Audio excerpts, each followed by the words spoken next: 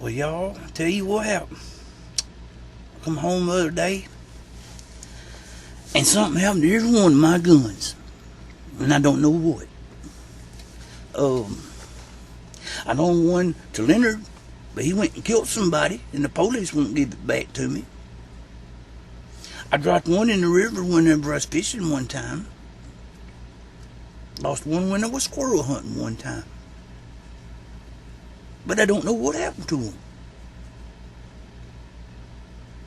I got a few guns. I'll show you a few. I ain't got many, but here's a few of what I did have. I ain't got them. They're gone. I don't know where. These are some that I had. Oh, I had a couple of pistols in my drawer, and just a couple, a few. Then I had a few rifles, and I opened up my door, and darned if they wasn't gone. Something happened to them, though. See, as country folks, we got what you call multi-purpose guns. Oh, we might have a shotgun, and we might use it for a squirrel hunting gun, but we'll go and take it rabbit hunting, too, though. Well, I even had a deer rifle that I'd take carp fishing.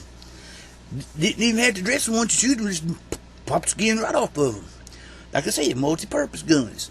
But I don't know what happened to them, though. Something happened to them. All of them's gone. Every damn one of them's gone.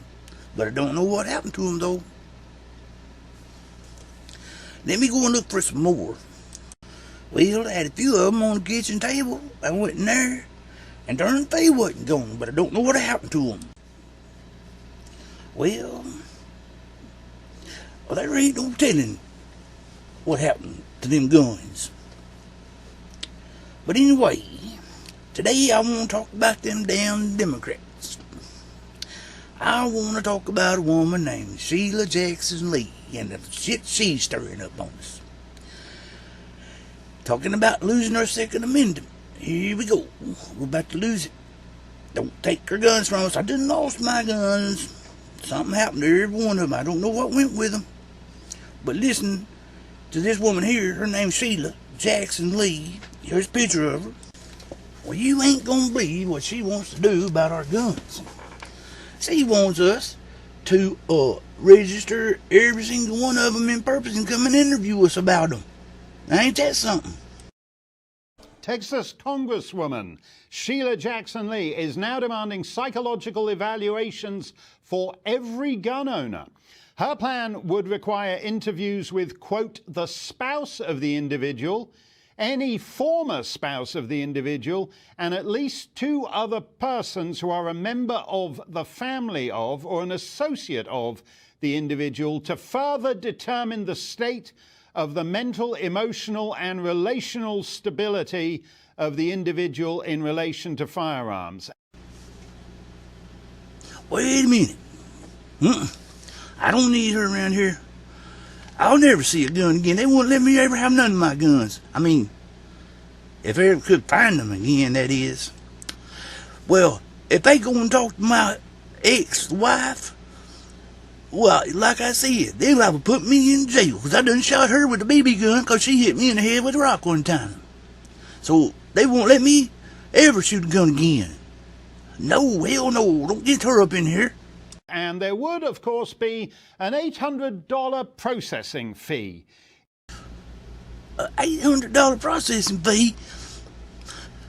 Well, I'd be a shit creek without a paddle. A bunch of us would. If you want to own a gun. So you'd still have the Second Amendment. There's just like a bit of an entry fee to access your rights under it. According to Sheila Jackson Lee, this law is needed because of all those AK-47s on the street. Simple legislation that could be passed. I think it is crucial in America that we do so because the violence has many roots: housing, health care, poverty, but certainly it has the tool, and that is guns. Violence? What violence? The only violence I know of is them damn ghetto thugs shooting at each other.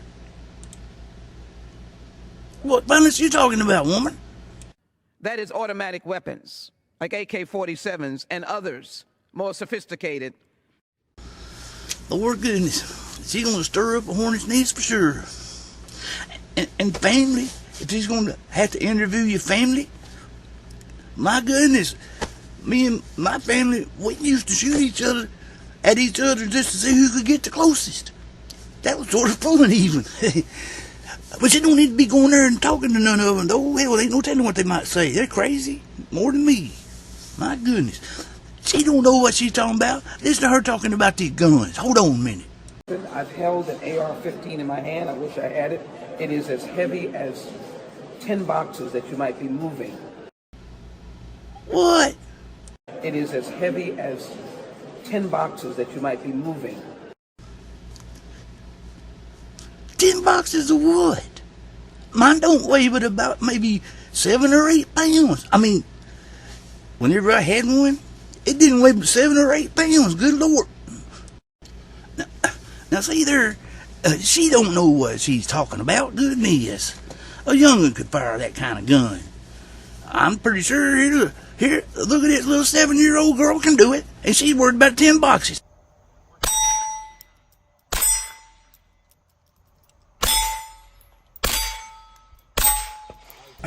Well, I looked it up, and look here, what it says.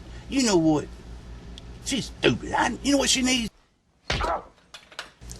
Oh, see, one of them kind of people is gonna always be mad about something.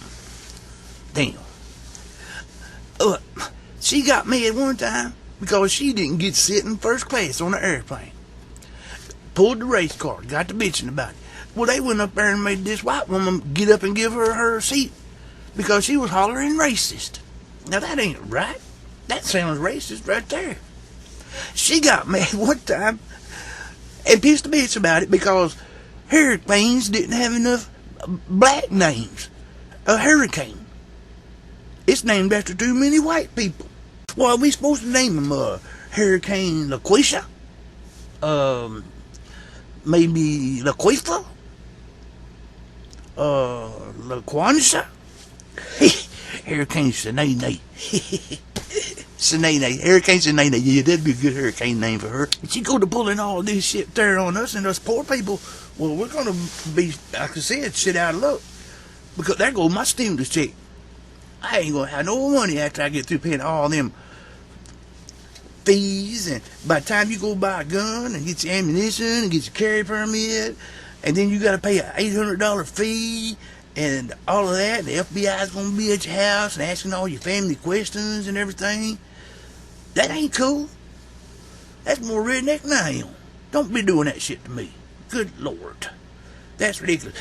And the way things going right now, there's Joe Biden. Hell, he'll sign anything that throw in front of him. If Camel Toe tells him to sign it, he gonna sign it. And with them having the House and the Senate, anything they want is gonna get passed. So we better look out about our gun rights, y'all. This ain't good. And while he's signing things, I need to throw me in a pardon up there too, in case something goes wrong. Have him sign me a pardon, you know. That's all them executive orders that he said would be like dictatorship and everything that he lied about. That's him, though. He was a liar anyway. Well, that don't stop there for this woman. Let me tell you a little bit of something else about her. Listen to this. Here, hold on just a minute. As 2020 Democratic candidates campaign to secure support from black voters, reparations for the descendants of Americans who were enslaved has emerged as something of a litmus test. The conversation extends beyond the campaign trail. House lawmakers held a hearing last month over a bill that would set up a commission to study paying reparations. It would not involve the government start cutting checks to African Americans, which some studies estimate could cost up to $14 trillion. Reparations. My good. Do y'all know what that means? Do you know? That means we gonna have to pay them money out of our pocket for a slave that I never did even own. That's bullshit. And $14 trillion. Let me see. I'm thinking. See? We already in the whole 22 trillion. That means that's over half of what we already owe. How much damn money do they want? Well, my goodness, what the hell are they thinking? The bill's sponsor, Texas Democratic Congresswoman Sheila Jackson Lee, joins us now from Capitol Hill with details on this. Good to see you, Congresswoman. So on the issue of reparations, Senate Majority Leader Mitch McConnell says he opposes them. I'm going to play a little bit of what he had to say about it yesterday. I find myself once again in the same position as President Obama. We both oppose reparations, and we both are the descendants of slaveholders. So, Congresswoman, Leader McConnell was referencing a questionnaire that President Obama filled out back in 2008, and we're going to put that up on the screen so our viewers can see it. The president then said, "I fear reparations would be used as an excuse for some to say we've paid our debt and to avoid the much harder work of enforcing anti-discrimination laws in employment and housing, lifting people out of poverty, improving public education, rehabilitating young men coming out of prison." What's your reaction to Leader McConnell, and do you agree with President Obama? Now let me get this right. As it turns out, Obama's family owned slaves. That's interesting, ain't it? He is no fan of President Obama from my perspective, but he is certainly no fan of the broad understanding of what the Commission to Study Reparations is all about. She said fanned. He is no fan of President Obama from my perspective, but he is certainly no fan of the broad understanding of what the Commission to Study Reparations is all about. Now y'all listen close to this next part and tell me if I'm wrong about them saying how much money white people made in Boston and how much money black people made in Boston. Now listen to this. I don't think that we can accept the fact that a white family in Boston has a wealth amount of $247,000 and a black family, African-American family, has an $8. She said $240,000, $47,000 for a white family, but $8 for a black family? Man, what's wrong with this picture? Now, they sell enough joints down on the corner to make $8. That's stupid. I don't think we can accept mass incarceration where most of the individuals are African American and brown individuals. See, here she goes again. She wants to call it mass incarceration. Well, they might be, most of them in prison, they might be black and brown because they's the ones that doing all the damn breaking the law. Over 50% of all the violent crimes in the United States are caused by the 15% of the black men in the United States.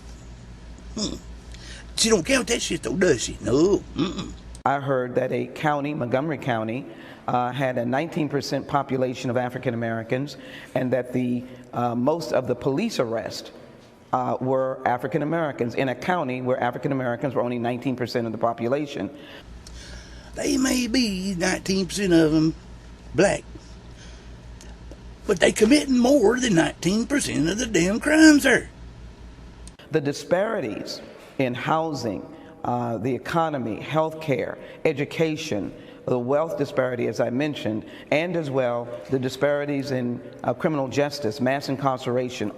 There she goes again with that mass incarceration shit. And she said America ain't broke. Well, they're damn well going to be, but look who's going to be rich. Give them $14 trillion. Every damn one of them will have all the money. That's where all the money goes. Is that going to make us even? Are we all going to be square finally? We'll be poor, but we'll be square, won't we? That means no more free housing. No more government cheese. America is not broke. It is not a country that is without resources. How we would respond as individuals or an individual manner or in a global manner, because I can assure you there are neighborhoods, there are historically black colleges, there are healthcare disparities, there are the mass incarceration, criminal justice issues. President Obama was an excellent American who ran for president and was voted on by the American people on the basis of his beliefs, his character, his leadership. And he will go down in history as one of the greatest presidents that we have ever had. I bet she was pissed when she found out Obama, her favorite president there, was a slave owner family too. But anyway, did you hear her say global? I wonder if they're going to try to hook us with this reparation shit like they got us on that abortion stuff and go global. That ain't my fault. I didn't own slaves in Africa. I didn't sell none there. Just like it ain't my baby. I ain't going to pay a Democrat to kill it. Because they can kill all the little babies they want to, but I don't want to kill no little babies. Ain't my little baby. Why do I got to pay them to kill it?